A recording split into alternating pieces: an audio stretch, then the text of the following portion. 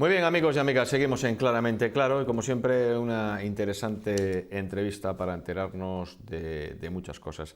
Estamos con Miguel Remón. Miguel Remón es gerente de Remón Abogados y le vamos a tener por lo menos una vez al mes en este espacio, pues para que nos cuente muchas cosas, nos ponga al día y aquellas cositas que no entendíamos o desconocíamos, pues nos vayamos enterando.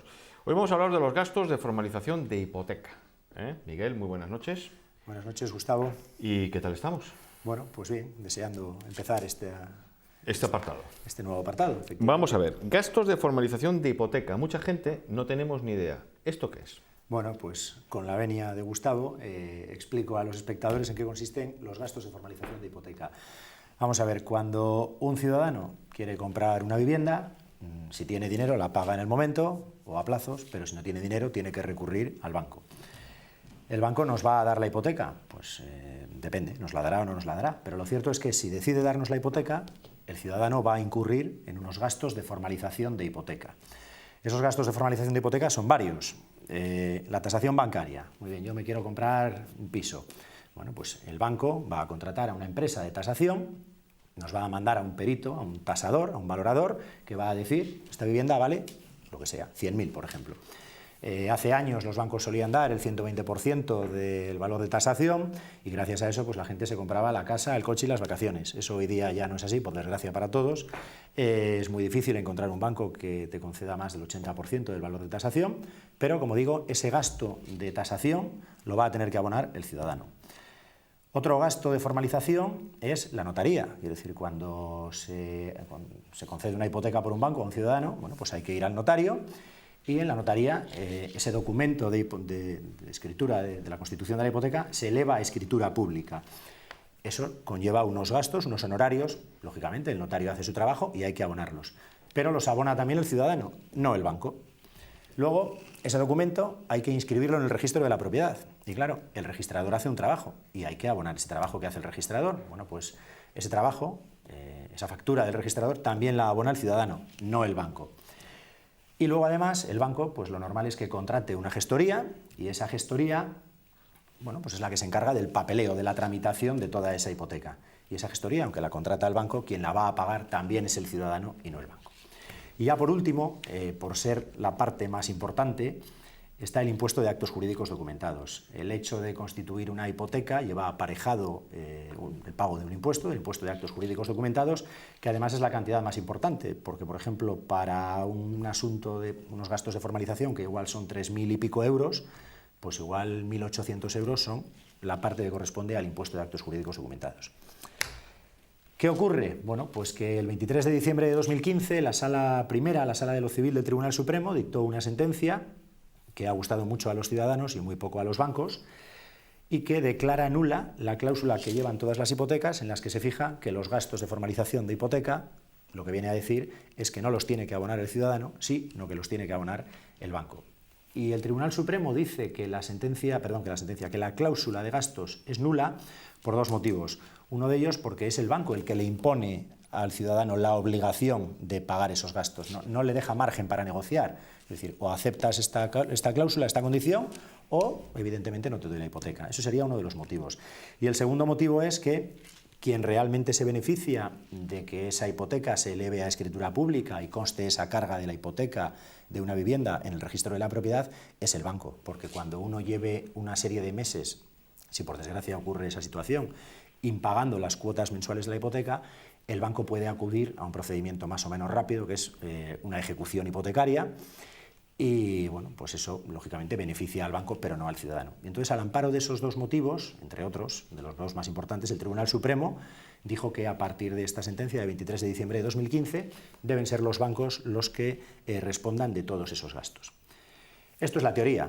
Luego la práctica se nos ha complicado. Los juzgados de primera instancia en toda España han seguido criterios muy dispares.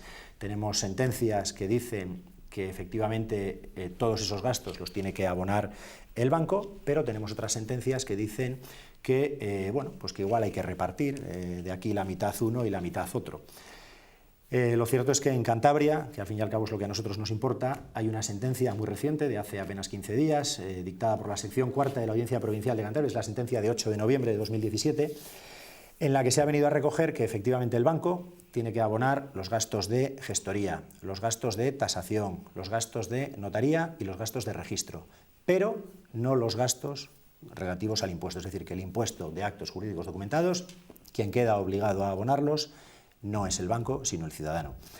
Realmente ha sido un varapalo porque después de la sentencia del Supremo confiábamos plenamente en que se mantuviera esa posición, pero la Audiencia Provincial entiende, bueno, pues que al fin y al cabo el impuesto de actos jurídicos documentados tiene una legislación específica, hay una ley y un reglamento que lo desarrollan y que establece que el sujeto pasivo, es decir, que el obligado al pago es siempre el ciudadano y no el banco.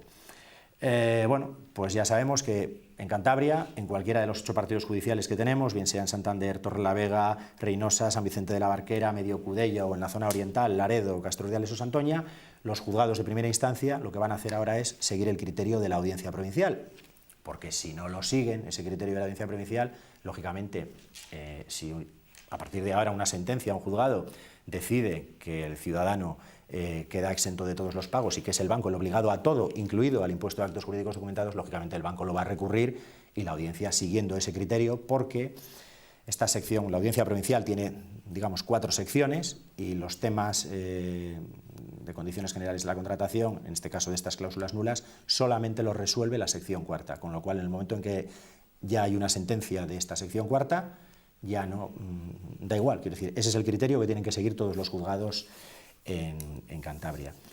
Y por último, bueno, pues es importante saber, porque la gente nos pregunta mucho, los plazos, qué plazos hay para poder reclamar. Entonces, bueno, hay diversas corrientes.